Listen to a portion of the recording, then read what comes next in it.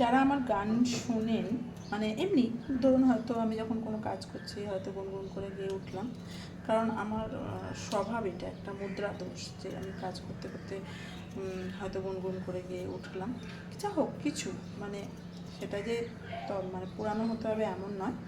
এটা বাংলা ইংরাজি অতটা আমি আয়ত্ত করতে পারি না ভাষাটা, কিন্তু সুরটা অনেকটা করার চেষ্টা করি।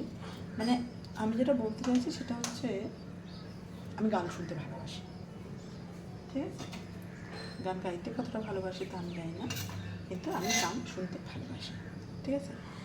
আর আরেকটা জিনিস, যারা ধরুন গান শেখেন, মানে চর্চা করেন যারা, তাদের আমি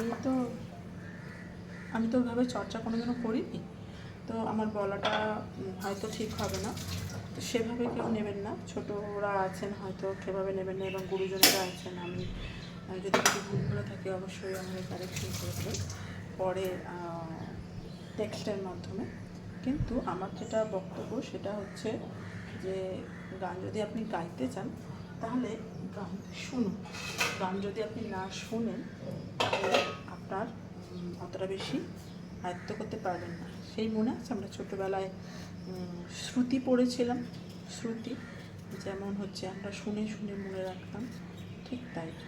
তো আমরা যে ছোটোবেলায় যে পড়ে এসেছি সেগুলো না, জানেন তো, আমাদের অনেক বড় বড় শিক্ষা দেয়, মনে পড়লে অনেক ভালো লাগে। যেমন এই যে কথাটা আমি এক্ষুনি বললাম, আমার ওই কথাটার সঙ্গে সঙ্গে আমার ওই কথাটা মনে পড়ে গেল, তখন এবার আমার বেশ ভালো লাগছে। এবার আমি কি করছি বলুন তো, আমি রান্না করছি, অনেক বেলা হয়ে গেছে,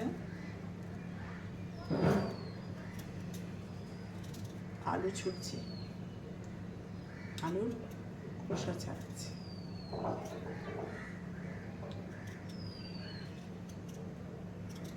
आपकी आँखों में कुछ महके हुए से राज है, आपसे भी खूबसूरत आपके अंदाज है, आपकी आँखों में कुछ महके हुए से राज है,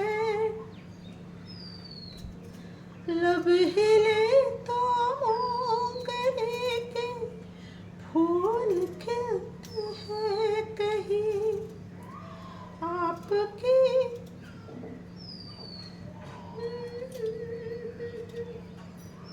साहिल मिलते हैं कहीं।